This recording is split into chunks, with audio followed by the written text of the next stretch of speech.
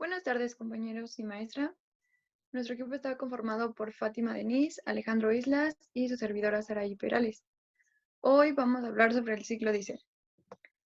El ciclo diésel es un tipo de motor de combustión interna, en el cual el quemado de combustible por el calor primera compresión de aire en la actividad del pistón, la cual se inyecta al combustible.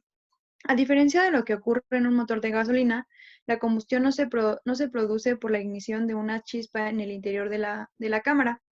En su lugar, aprovechamos las propiedades químicas del gasolineo del aire, comprimiéndolo hasta una temperatura superior a la autoignición del gasolineo, y el combustible es inyectado a presión en este aire caliente, produciendo la combustión de la mezcla. Tenemos un diagrama sobre el ciclo de 4 tiempos que se divide en la admisión de nuestra mezcla de diésel más aire, la compresión, combustión, expansión y el escape de lo que entró, el escape.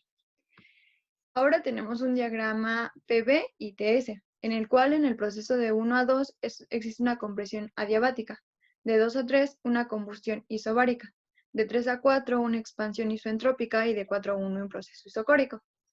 Ahora les vamos a explicar más a fondo cada uno de estos procesos. Empezamos con el proceso de compresión, que es el proceso de 1 a 2. Es un proceso de compresión adiabática, lo que quiere decir que no existe intercambio de calor con el exterior y es reversible.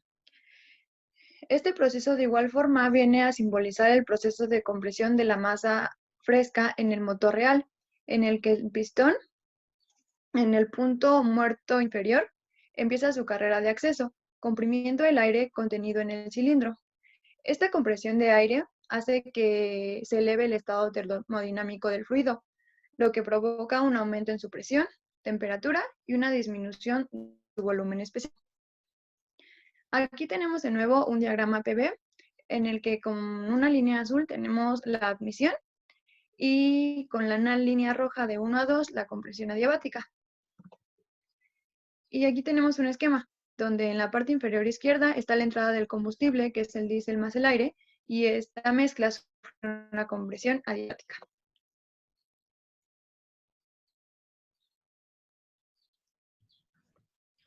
El proceso de 2 a 3 es un proceso isobárico. El aporte de calor se simplifica en un proceso isóbaro, que quiere decir que es a presión constante. Sin embargo, la combustión diésel es mucho más compleja. En el entorno del punto medio muerto superior se inicia la inyección del combustible. El inyector pulveriza el combustible que en contacto con la atmósfera interior del cilindro comienza a evaporarse. Antes de que haya terminado la inyección de todo el combustible, las primeras gotas del combustible inyectado anteriormente comienzan a autoinflamarse al no haber tenido la mezcla de aire y combustible suficiente tiempo para homogeneizarse. Esta etapa es muy rápida, por lo tanto se simboliza como una compresión isocórica. Posteriormente se da lugar a una segunda combustión sobre la masa fresca que no ha sido quemada, llamada combustión por difusión. Esta es más pausada y perfecta a comparación de la primera combustión, que se simplifica en un proceso isobárico. En este diagrama PV podemos ver cómo del punto 2 a 3 se realiza una combustión. Como ya se mencionó anteriormente, la combustión se da en 2 pasos.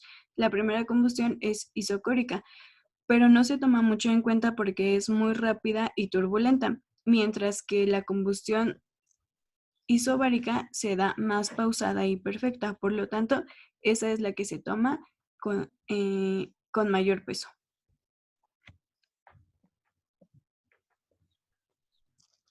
En este dibujo podemos ver cómo del proceso 2 pasa al proceso 3 por medio de un calentamiento isobárico.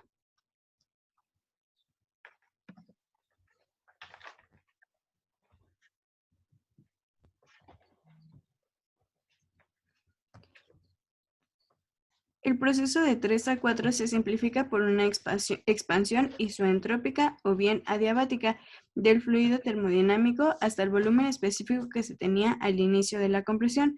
En realidad, la expansión se produce a consecuencia del elevado estado termodinámico de los gases tras la combustión, que empuja el pistón del punto muerto superior hacia el pistón del punto muerto inferior, produciendo un trabajo.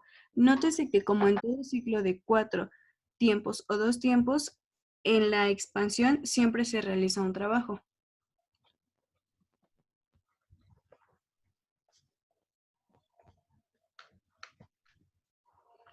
En este diagrama vemos cómo del punto 2 al punto 3 sigue del punto 3 al punto 4 se realiza una expansión isoentrópica. Y aquí se señala con dibujos como de una compresión isoentrópica pasa a una expansión isoentrópica.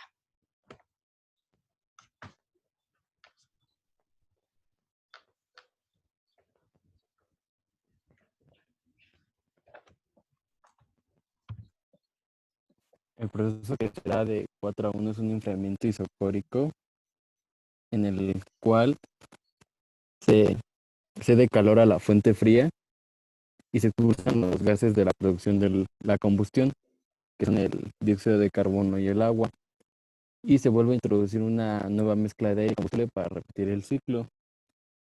El proceso isocórico es aquel que se lleva a volumen constante, por lo tanto este proceso no produce trabajo, ya que dB es cero y el trabajo es cero.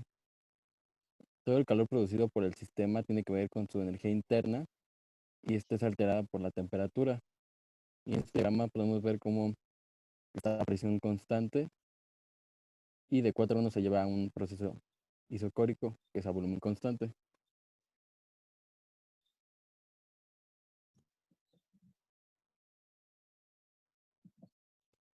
La eficiencia o el rendimiento térmico de un ciclo diésel se empieza por la fórmula de 1 menos el calor liberado sobre el calor absorbido, que se sustituye por el número de moles y la capacidad calorífica a volumen constante y a presión constante. El número de moles se cancela y sabemos que 1 sobre el coeficiente adiabático es igual a Cp sobre Cp. Lo sustituimos en la fórmula y ahora tenemos que calcular las temperaturas en función de la temperatura 1. En el primero tenemos una compresión diabática y utilizamos la ecuación del proceso diabático, que es T1 por volumen 1 elevado a la gamma menos 1, que es igual a temperatura 2 por el volumen 2 elevado a la gamma menos 1. Despejamos a la temperatura 2 y la relación de B1 sobre B2 la llamaremos epsilon. En el siguiente tenemos una expansión a presión constante. Utilizamos la fórmula de los gases ideales, que es la de PV es igual a nRT. Despejamos a la presión, igualamos ambas ecuaciones y se cancela el número de moles y la constante de los gases. Solo nos queda temperatura 3 sobre volumen 3 es igual a temperatura 2 sobre volumen 2.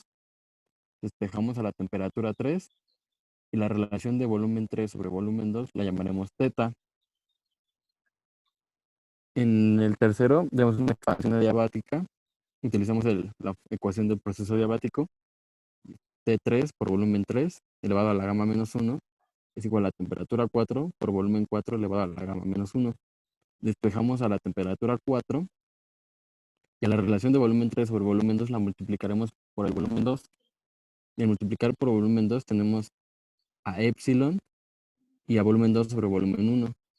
Al sacar su inverso tenemos a epsilon y como ya tenemos la temperatura 3 de arriba, solo la sustituimos y se cancela epsilon a la gamma menos 1 y al multiplicarse teta se cancela el menos 1 y solamente nos queda teta a la gamma por T1.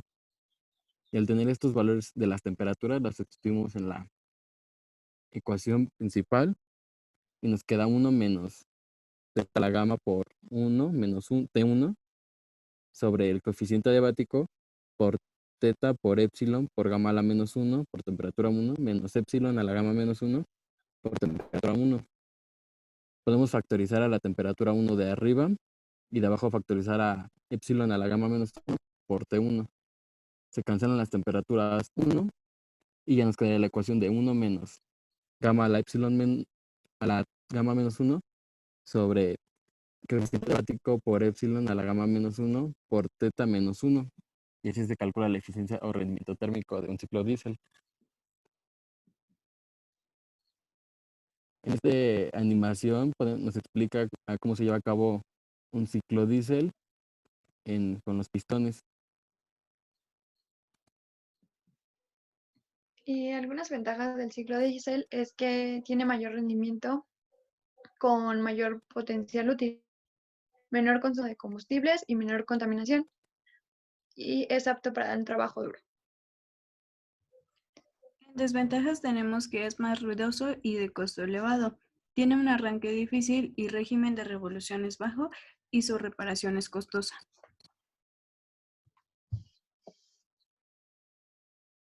Y esto es todo del ciclo diésel.